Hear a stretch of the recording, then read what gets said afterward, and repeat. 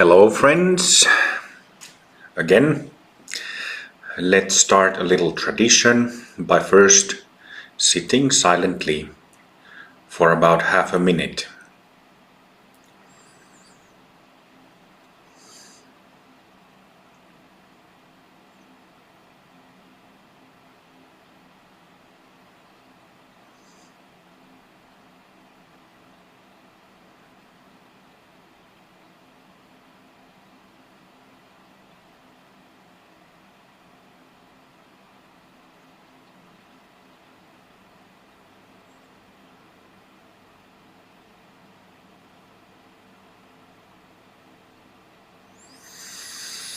All right. Hello again.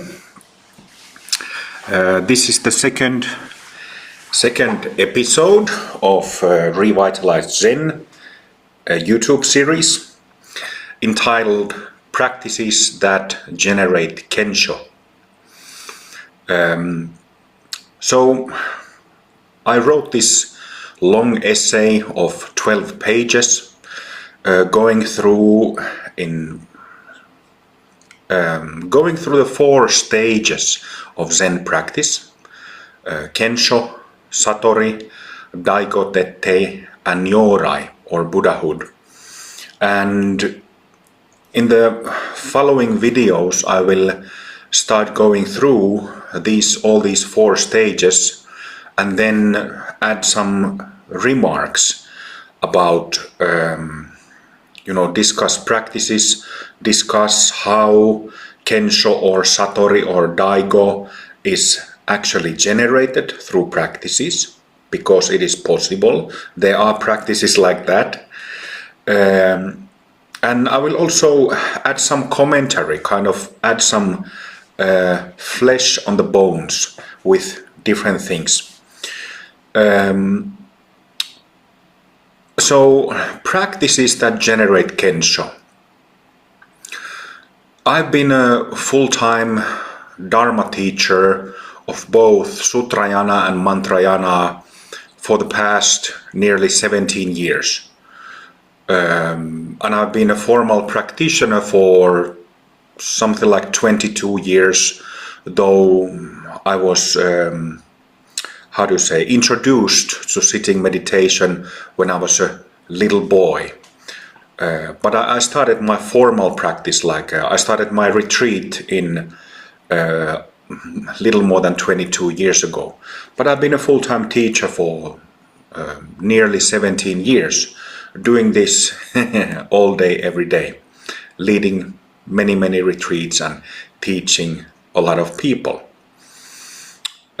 So what I share in these videos and in my writings comes from that experience, from being a full-time teacher of Sutrayana and Mantrayana for nearly 17 years, that period of time. Before going to practices that directly generate Kensho, I felt like to clarify my point and make this relevant to people who are interested in Zen Buddhist practice or revitalized Zen, I first want to address something, which is that over the years and decades, I've heard many famous Zen teachers, senior Zen teachers say that there are no techniques to directly generate Kensho, that such techniques do not exist. I've heard it many times. But my experience since, and I will come back to this later in the video, my experience, my understanding is that this statement, this claim, they are not existing practices that directly generate Kensho, simply is incorrect. It is not true. So I will read 3 quotes by well-known Zen teachers. I will not mention their names because it is not important. I'm not going to, my intention is not to challenge anybody or criticize anybody. I simply want to analyze this situation and point out what is actually true and what is not. So, 3 quotes from well-known Zen teachers or Roshis. So,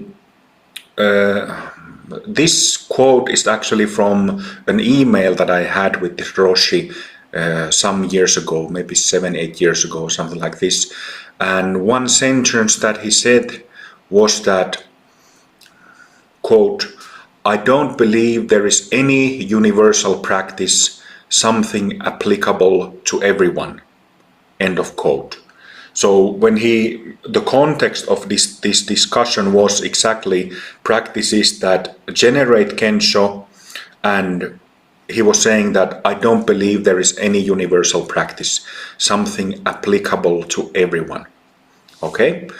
Then another Zen teacher, very senior, said the following. This quote is a bit longer. "The students hoped I can give them a way to sudden enlightenment. It seems to them that given the way to sudden enlightenment, they would get enlightened immediately. I told them, I'm sorry, if there is such a way, I would have used it first. But up until now, I have not invented it. Up until now, no Chan Buddhist literature has shown who had used it. It's like making a pill from a thing called sudden enlightenment, and then once you swallow it, you'd be enlightened immediately. Or like getting a morphine injection. You want enlightenment? No problem. I have this thing that you can inject and you become enlightened at once. Or how about something like an acupuncture needle? One needle at the acupuncture point and enlightenment at once. All these are sudden enlightenment, aren't they? I say, what a pity, no one has yet made the discovery. Some attain enlightenment gradually, while others attain enlightenment at once." So, I'm absolutely certain that the Roshi who said this was perfectly sincere, very sincere person, a long-time practitioner, followed by many practitioners, many people all over the world, actually. And then he says that, I'm sorry, if there is such a way, I would have used it first. But up until now, I have not invented it. Up until now, no Chan Buddhist literature has shown who had used it. I say, what a pity, no one has yet made the discovery. And then interestingly, kind of ironically, he also says that how about something like an acupuncture needle? One needle at the acupuncture point and enlightenment at once. That's kind of ironic, and you will understand the irony of that when we get to the actual practices that do generate Kensho, because it is exactly like addressing certain points similar to kind of like acupuncture points. Okay? But I say, what a pity, no one has yet made the discovery. That was the second quote, and third quote is a quote from a student of a very well-known Western Roshi. So the student speaks of his teacher. Roshi often noted that awakening doesn't happen by a one-size-fits-all formula and is as unpredictable as a lightning strike, but that while there is an accidental quality to the timing of one's awakening, we can make ourselves accident prone by our cultivation of samadhi power. So Roshi often noted that awakening doesn't happen by a one-size-fits-all formula and is as unpredictable as a lightning strike. So there are actually, I have stored over the years, when I've had these discussions and when I've conducted my own study about this matter, I have collected bits and pieces of information here and there.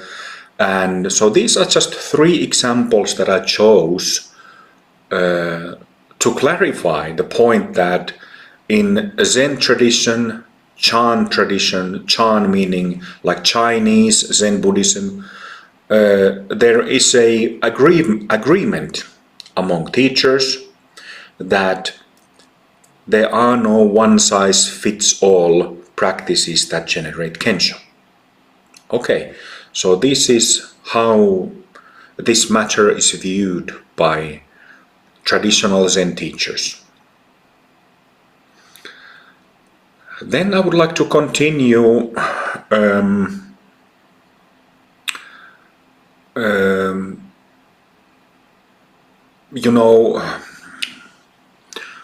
back in the day, in my days of Zen training,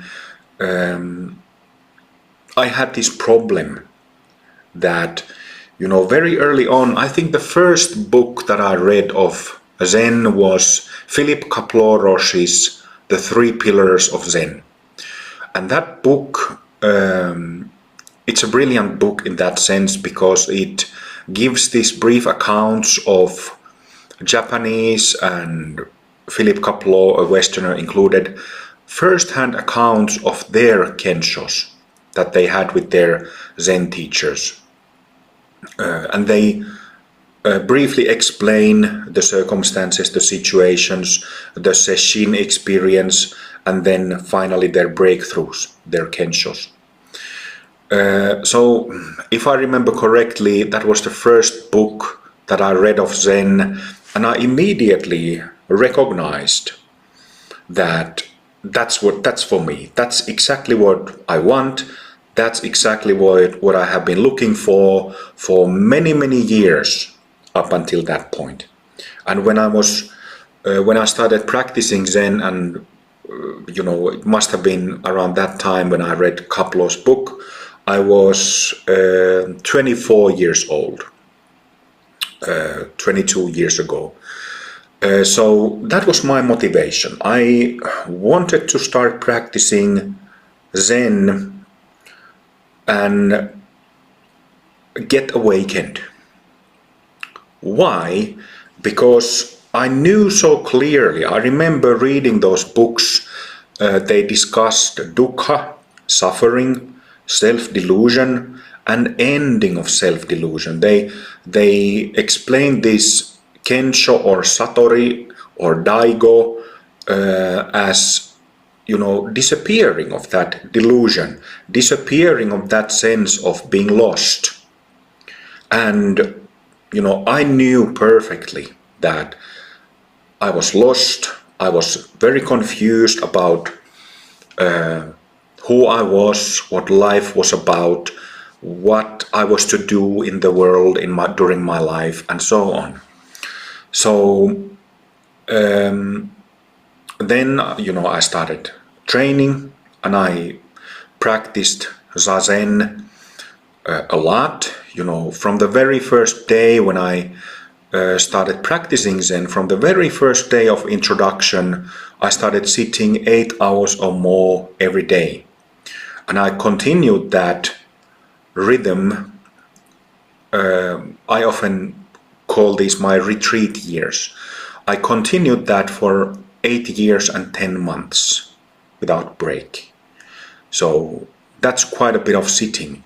And so for the first 4 years when I was doing formal Zen training, until after 4 years I got so disillusioned about the effectiveness of established Zen, because I had gone to sessions, I had done training in a Japanese temple, and had done briefly training in European Zen centers with European Zen teachers, and so on and so on. I had really given the practice my everything for 4 years, and then I was just suddenly disillusioned that it just doesn't work. It just doesn't work. So I have some personal experience of this, and I know that many have this problem. Over the years, I've had, 7-8 years ago, a British and Irish Zen Buddhist Sangha, their former teacher passed away, and then they invited me to become their new teacher, and I did. And they had been practicing for, oh gosh, how long that group did exist? Maybe 20 years, at least over 15 years that group existed with the founding teacher, if not 20 years. And only 2 of those people in the group, that Sangha was maybe about 35 people, roughly something like that, over 30 people. And only 2 of them had Kensho, initial Kensho, the opening of the first Bumi. When I was referring to that one quote and the acupuncture point, when I was pointing here, the grossest form of selfing, so-called subject self, subject means I, me, it sits directly behind the eyes, between the eyes and behind the eyes, inside the head. That's where the grossest of self-delusion is located. So there is kind of like a acupuncture point that you have to punch the acupuncture needle to remove that delusion. This is something that has been extensively explained and in detail given in the form of practice in the Awake book, Handbook of Awakening, that is freely available on our website, as well as discussed extensively in our podcasts and so on. So I know that many have this problem that people are very committed to Zen practice, to Dharma practice in general, but then it might be 4 years, 8 years, 12 years, 20 years, and there is not even one Kensho. There is some change in one's mind. Something, of course, happens when you sit down and don't do anything. You develop something, you generate something over many years of practice. But, this is something that I actually want to discuss in detail in other videos. So I'm not gonna explain this at length, but this is very common. And usually teachers, they tell the students to just keep going, just keep doing the practice that you've been taught, whether it's a shamatha practice, something like breath following or breath counting, something like this, or whether it's a koan practice, mu koan, any other koan, just keep going. And most people do keep going because they have faith and they are sincere, so they just trust the word of a teacher, just like I did for about 4 years.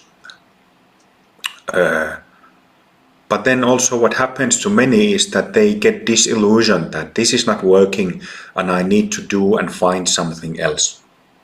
So in my own case and in the case of many of my students and many friends, many people who I've talked with and emailed with over the years, there has been very sincere and serious commitment, but no real results. After all, it has been said over and over and over again that the Zen path to enlightenment begins and ends with a Kensho. So where is the Zen path if there is no Kensho? And most importantly, point that I want to stress in the context of revitalized Zen, where is the Zen path if there are no Kenshos in plural? Okay, here I'm referring back to that long essay about revitalized Zen that I published a few days ago. I recalled an email discussion with this American young man called Peter that we had several years ago. I don't remember, maybe like some 2017 or 2018 when this discussion took place, maybe 2016, it's irrelevant when it happened, but then I found these emails from my mailbox and wanted to read what Peter wrote me.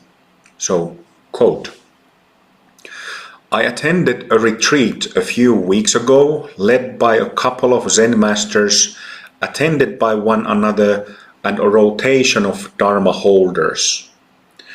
During a discussion after Teisho, that's a Dharma talk, one student mentioned that after 4 years of dedicated practice, attending retreats and so on, he still had not had Kensho, did not have any insight into the Dharma. The fundamental question for him is, who am I? That's his koan, who am I? The teachers laughed knowingly, but offered literally no help to him, no insight, no instruction, and it made me very angry.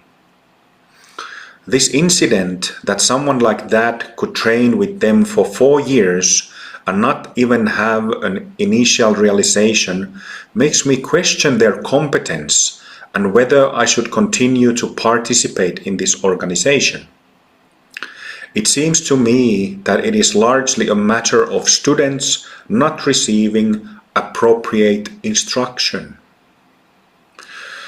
The universal formula at this temple is to start everyone interested in awakening through the koan mu.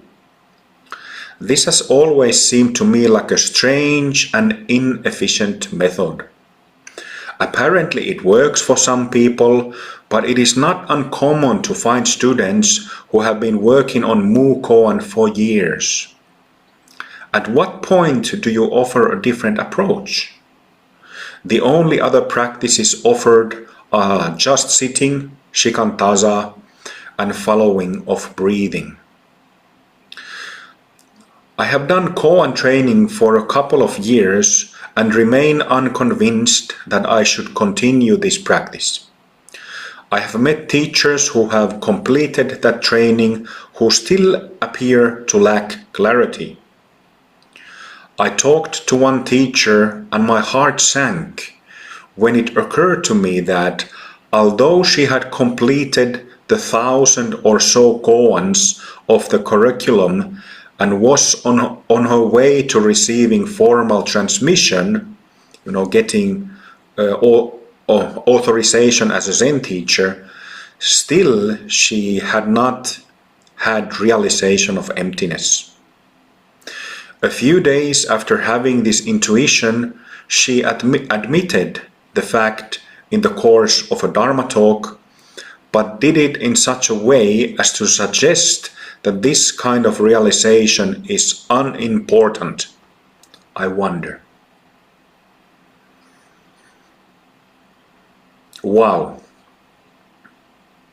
She had completed the 1,000 or so koans of the curriculum and was on her way toward receiving formal transmission, yet had not had a realization of emptiness or selflessness.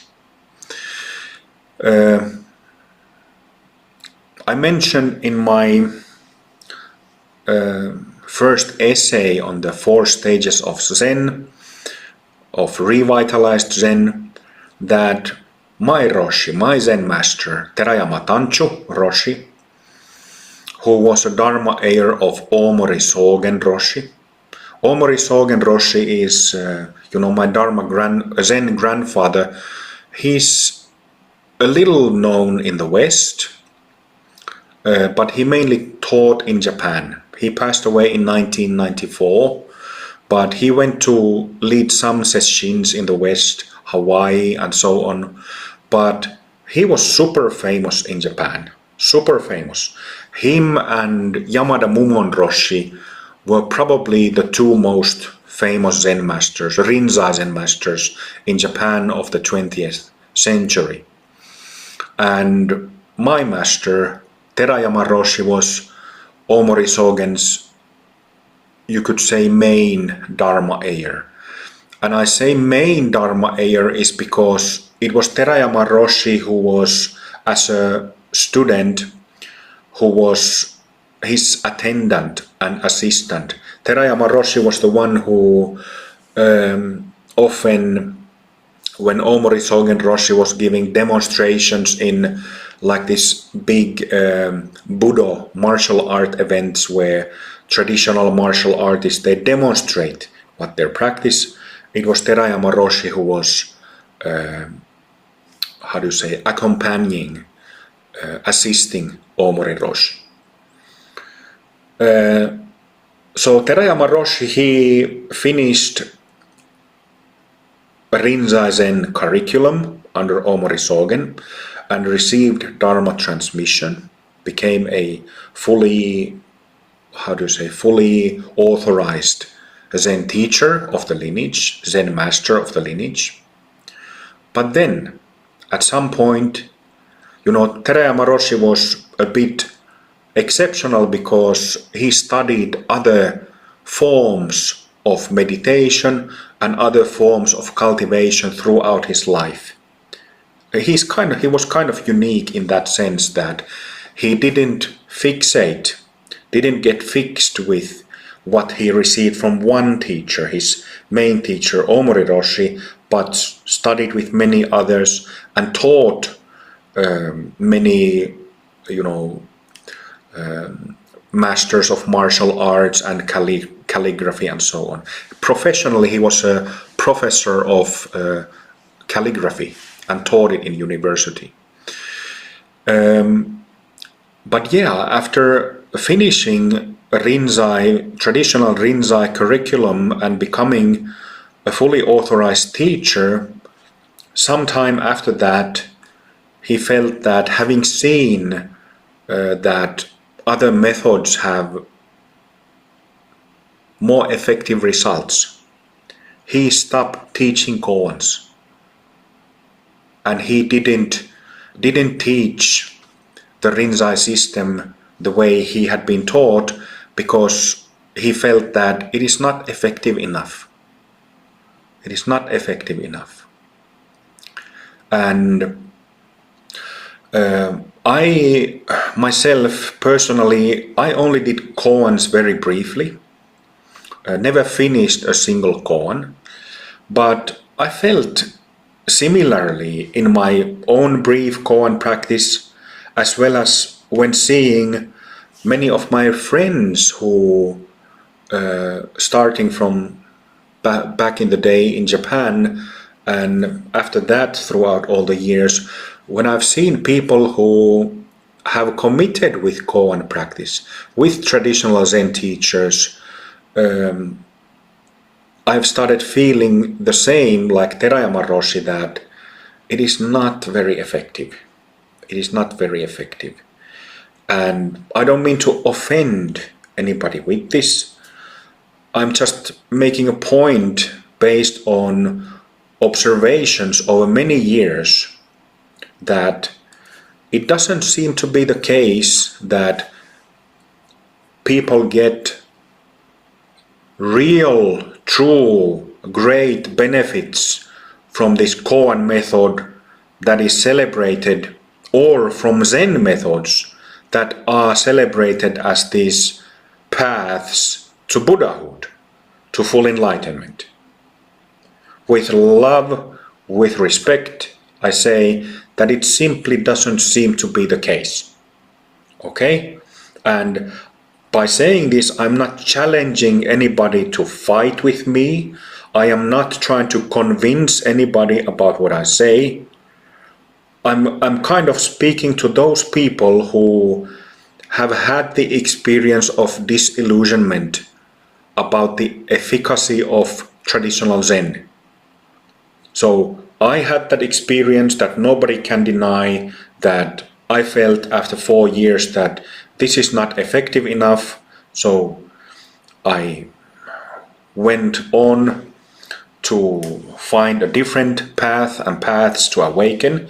Unfortunately, I did, even though it was very painful for me to leave Zen, because I had planned that I will stay with Terayama Roshi and finish my training in Zen and become a Zen teacher. That's only thing what I wanted to do and was willing to do that. But then it simply came to a point after 4 years of doing, I would say, session one day after the other. I sat 8 hours or more every day. So it came to a point when I just had to admit to myself that this doesn't work.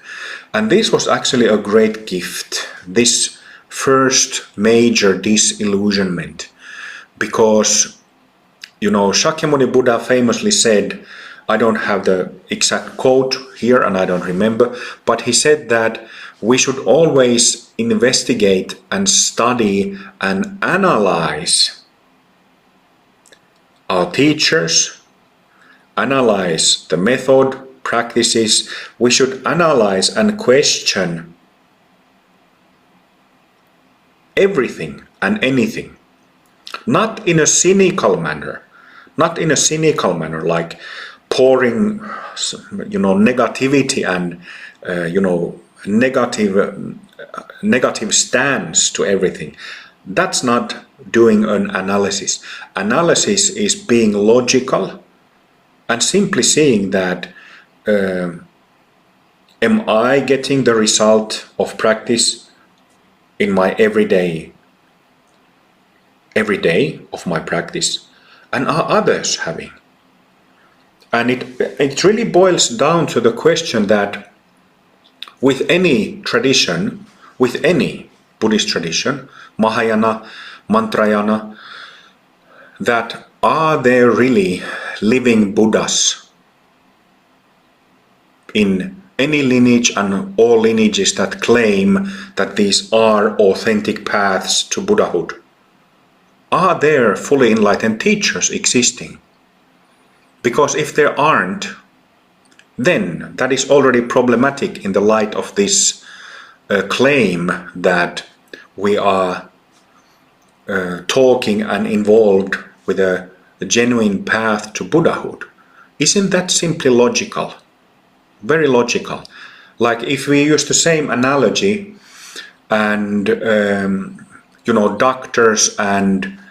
doctors in training, students who aren't yet graduated doctors. So, we can't mix the two. When we have an illness of any type, we want to see somebody who is a professional. So it's like a simple analogy, and over the years I've seen many people get upset and very angry when these simplest, most essential questions are asked. And it never made sense to me. Never made sense to me, this kind of religious, dogmatic view about Zen or Dharma. So I got very disillusioned about the efficacy of Zen, and then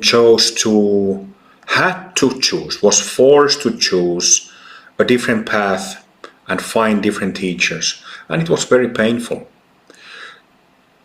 And then, after I had been practicing other practices for a number of years, still continuing my retreat, sitting almost all day, every day, I learned about practices that directly generate recognition of Buddha nature.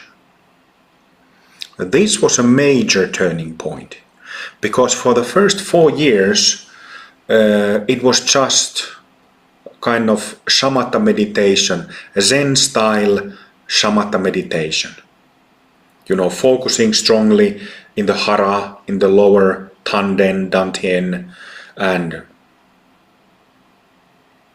focusing with the inhalations and exhalations there. And like I said from the beginning, my motivation was to really find a path to enlightenment, starting with the first Kensho. So then at some point I learned about practices that can do that, have that power. And that's when I realized that the claim that many Zen teachers make about there not being practices that generate Kensho was actually false, was completely untrue. It is true regarding the Zen tradition and Zen systems.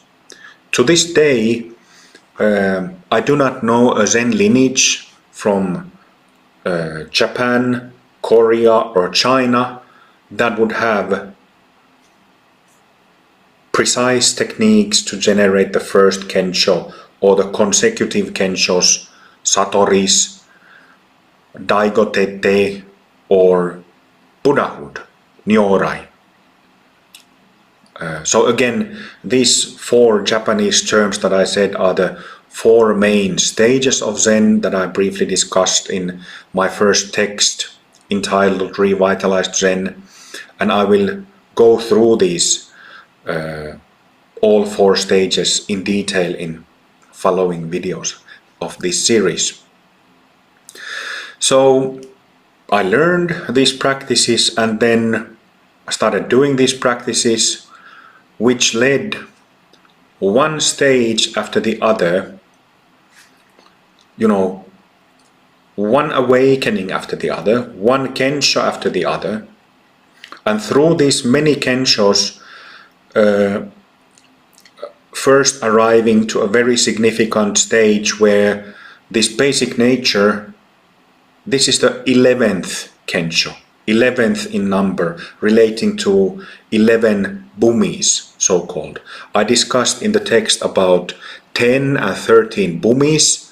This 10 bhumi model it's classical Mahayana Buddhism, and I have published materials about this also.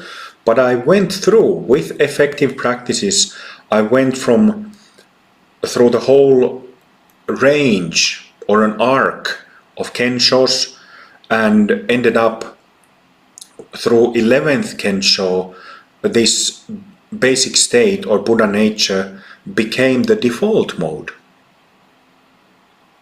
So suddenly after that 11th Kensho, I didn't need to seek for the basic nature anymore, this Buddha nature anymore. It was always, or most of the time, I felt that it is in me and it is recognized.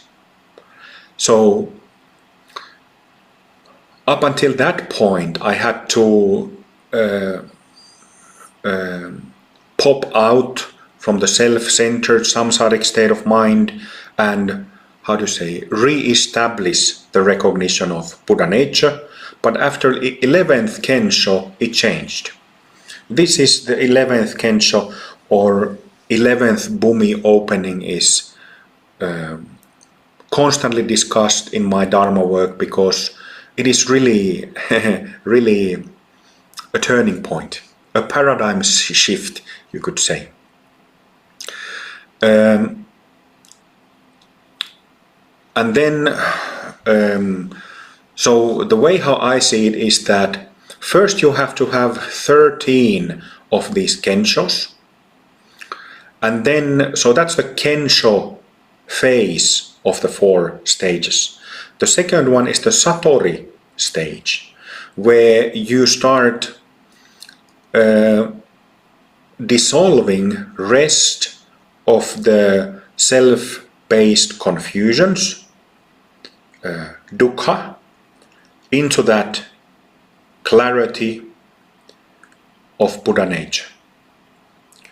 So, first Kensho stage, 13 Kensho experiences, and then the Satori stage, where you dissolve or integrate, I could say better, integrate the residuals of the 10 bhumis into this Buddha nature. So having 10 Satori experiences, kind of where,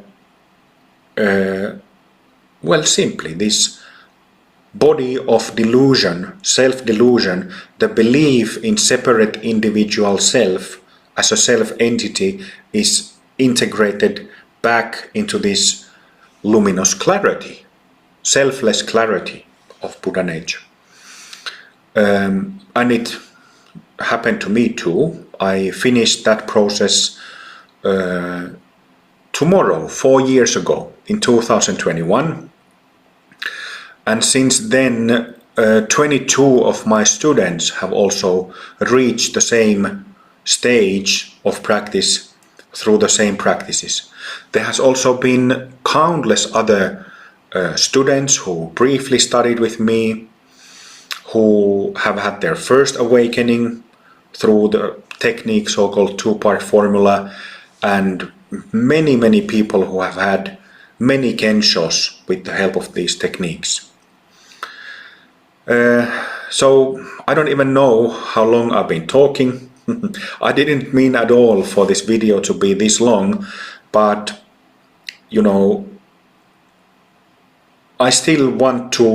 I really want to help those who have this problem and have experienced disillusionment about the effectiveness of Zen. It shouldn't be like this. What happens to all traditions is that they are changed, they change over time, and typically they lose their effectiveness over time. So traditions, what is the English word? Traditions, they get diluted. And then when you have a very diluted tradition, then lineage holders are still claiming that this is a authentic tradition that takes you to Buddhahood, when that is actually not at all the case. And Zen tradition also knows, just like Tibetan tantric traditions know this very well, that there are these revitalizers of the tradition. And same has happened in Zen Buddhism over the centuries, and probably Zen master Hakuin, who lived 400 years ago, is the most famous of those. Zen master Hakuin, revitalizer of the tradition, rectifying mistakes, removing confusions, removing mistaken instructions, mistaken information. When that stuff, when it comes in, then the tradition ceases to be an authentic method. And this is why it is simply the nature of samsara that all things, they dilute and mistakes creep in over time. So that's why they need to be revitalized. Hence, revitalized Zen. Okay, so thank you and sorry, sorry and thank you. Thank you for listening and sorry for such a long video. I'll paste a number of materials about Kensho practices below this video in the comment field that you are welcome to check out. Read the books, listen to the podcasts, listen to the video recordings of teachings. All of this is free of charge. So the books are also free of charge. Yeah, so thank you again. You can follow, if you use Facebook, you can find a group there, Revitalized Zen. You are also welcome to, send me a friend request, send me email if you like, and I hope that next week the upcoming sessions or sessions in Revitalized Zen retreat dates will be published, starting probably in early May will be the first one. And there will be retreats online as well as in person, so everybody is welcome who resonate with what I've said in these videos and writings. Thank you very much, and sorry again for taking your time. Hope you have a nice day, and see you in the next one. Okay? Cheers.